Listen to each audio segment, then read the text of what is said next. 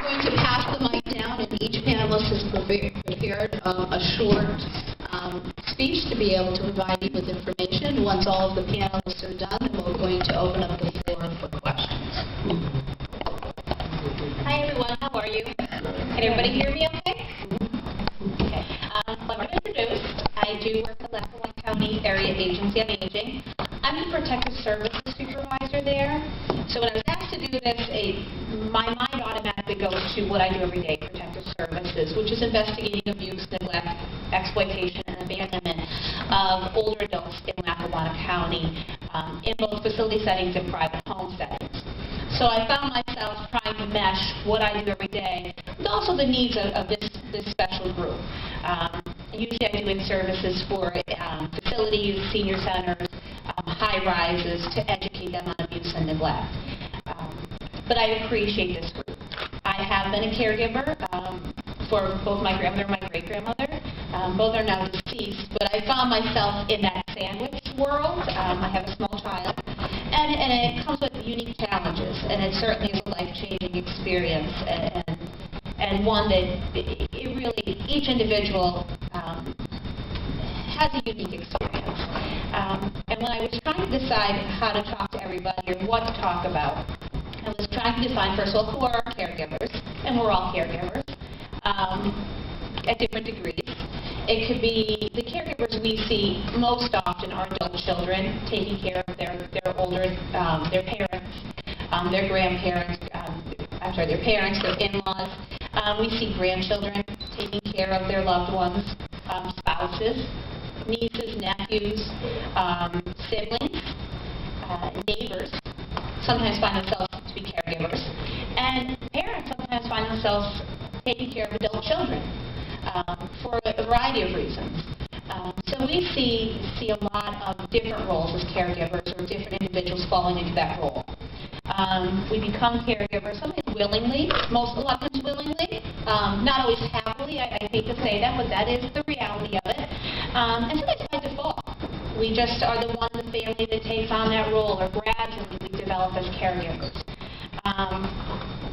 Someone comes into our care with some limitations, whether they be physical limitations or cognitive limitations, such as dementia. And this is what pulls us into our role. Caregiving, I do want to talk a little bit about abuse. Kind of give some resources that are out there to help us prevent falling into situations of neglect or abuse, or that overburdensome stress that happens sometimes. Caregiving under the best circumstances is stressful. We all know that. Caregiver stress can be compounded by a lack of support. We often hear and have had personal experiences with, the individual, the family member who's out of town coming in and telling us how to, do our job, or what their opinion should be on how the care is provided, but don't necessarily provide the day-to-day care. Behaviors or health problems of our loved ones sometimes can become very stressful. When an individual has dementia, some of the behaviors that come with dementia can be quite cumbersome. Accusations, suspicions, those types of things. And I'll give just a personal example. My one loved one that I cared for became very paranoid. And my poor mother was driving her home one day, and she didn't even realize she was sitting with her daughter. She was talking very badly about her daughter who was driving her home, saying how she never does anything. And it just gets fall into that, and it can be very stressful and very disheartening. Old wounds can compound caregiving. Sometimes there's a past history of abuse. Sometimes it's just past arguments, family, life. And sometimes those things kind of creep in when we find ourselves in the role as a caregiver. Other responsibilities, obviously, we have children, work, we have our spouse, other dependent adults. Sometimes we find ourselves in situations where we're caring for, more than one adult, both their elderly parents, in-laws. And then home health concerns. We often see in our office that caregivers are burdened by their own health, putting their own health on the back burner to take care of their loved ones.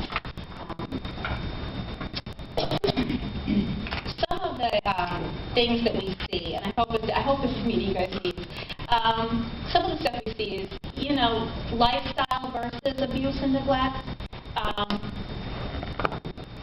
We have a tendency to think that sometimes we put our own values on our loved ones or other individuals. They may have always been, not really compliant with medications or not really, there's hygiene issues. But sometimes those things cross the line. But we have to be accepting. Families are loud.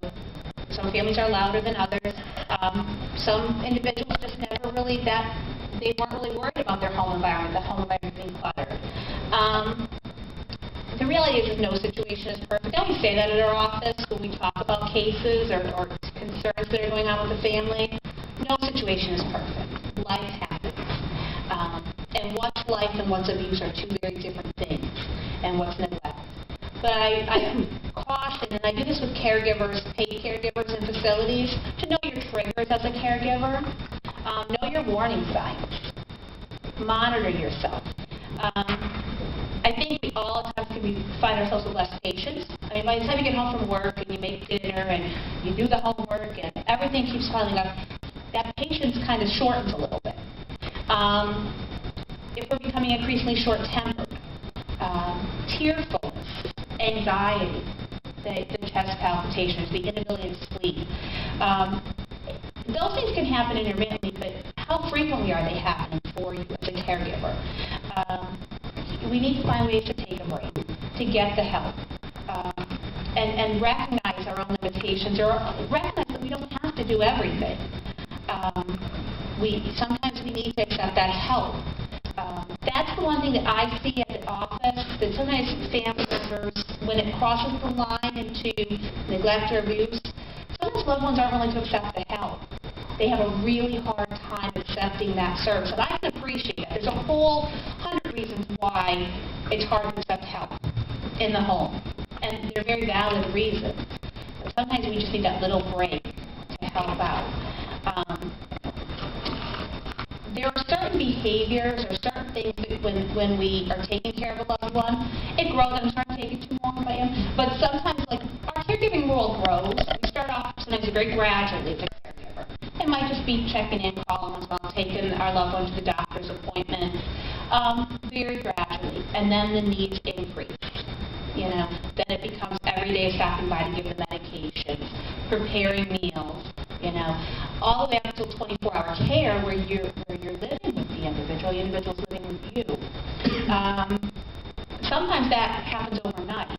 I have a friend whose dad had a stroke. She went from, him being independent to the next, within minutes, him needing total care. And that's just it's a life-changing experience for that whole family.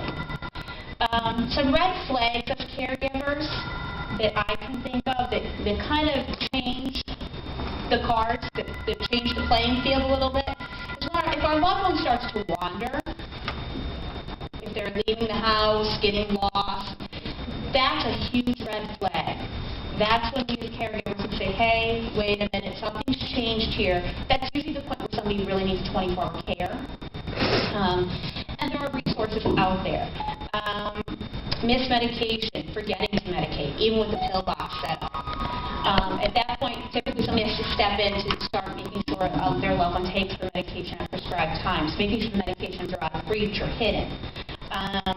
Forgetting to eat, unable to prepare a meal. I remember with my grandma, my great-grandma, we had to make sure there was ready prepared stuff in the refrigerator. And all she wanted was sweets, which I was okay with. So we made sure there were things that she would get because she was no longer able to prepare her meals herself or even reheat them in the microwave. She couldn't figure out how to use the microwave anymore. And we tried everything to get her on track with that. But you just had to make sure stuff was in there for her. Food. Unable to know what to do in an emergency. And it's tough asking those questions. My dad would not be happy if I asked him questions about what day of the week is a dad. It's tough. But what would somebody do in an emergency? If the house was on fire, would they know to get out? If they got sick, would they know to call 911? And then unwillingness to accept care, which they normally would accept. Somebody with dementia, some individuals get very resistant to care.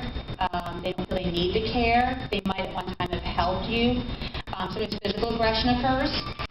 So there's some of the really big red flags that sometimes our caregivers, the caregivers that I see sometimes miss, or they aren't prepared for when they happen. So it's good to kind of have a game plan or start thinking about things before it gets that far. Informal resources that are out there. Solicit family support. Could someone commit to a certain task that would help you? Friends, neighbors, a church group, or organizations your family member may have been involved in.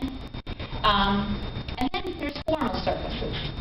And I've been the Area Agency on Aging, and we act as a coordinator of services. We come out, we do an assessment, we work with the family and the older adults to work on a plan for what services would be helpful. They are needs-based. There's a cost share. I'm not going to get into all that. But we always encourage individuals who might need services to please call us and let's talk through it, see if it's an option. And then we provide supplemental funding for some of those services.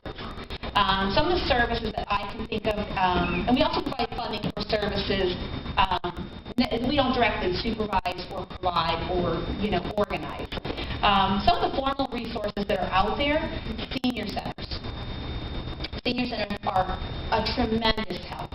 And I hope you guys don't mind me speaking about personal snippets, but the one thing, our senior center, my great-grandma lived in Carbondale, and part of what I did every day was I would get up and go down and get her ready, give her her insulin, get her dressed, set her out on the bench, and the van would come and get her and take her to the senior center. She was very capable of that. She loved the senior center. That was so important to her socialization. And then she got her meal, she rode the van back, she was home. It was a tremendous resource for us as a family and for her. She had her independence. She didn't have to, she didn't sit at the house all day by herself. Emergency response systems are the buttons that you push, the I call I can't get up on. Again, minimal. It's minimal, it's non-invasive, it's there, but they're such a great resource for somebody if they do fall, or if somebody's breaking into the house or they can't get up. They are just such a great resource. Home-delivered meals are also a great resource. I often, in protective services world, I have to say even a home-delivered meal, it's a knock on the door, somebody looking at that person. In addition to the benefit of the meal, it's somebody at least looking at that older adult and saying, hey, yeah, they're okay, they answer the door. At our office, our rule is that if somebody doesn't answer the door for a meal, we have to track them down. And we have found people on the floor. So it's a good thing. It's a good extra resource. Senior companions, our telethon offers senior companions, which again is a great resource. Somebody stopping in to visit once a week and sitting there for a couple hours. Transportation, coordinated transportation, Lackawanna County coordinated transportation, to get individuals doctor's appointments. If you don't have to take an hour off from work, if they can go to the doctors and manage the doctor's appointment, or if you can meet them at the doctor's appointment, that would be a great help to not have to take that extra time off to find that balance. Personal care aides, home care aides, these can be through agency-funded services or through private pay.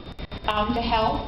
Some of our loved ones aren't going to want us to give them a bath or to help with that. But they'd be okay with a professional coming in. Adult daycare.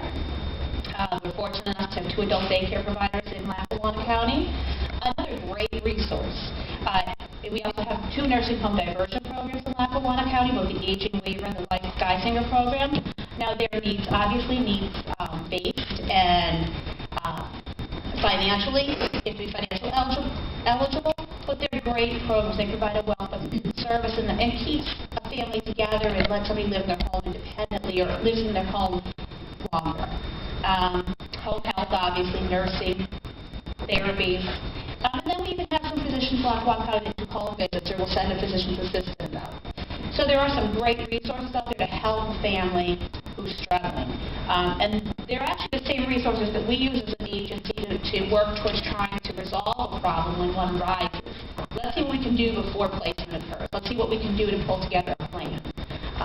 So that's kind of like an overview. I'm sorry if I took too long, but I'll be happy to take questions at the end. Correct? Correct. Okay.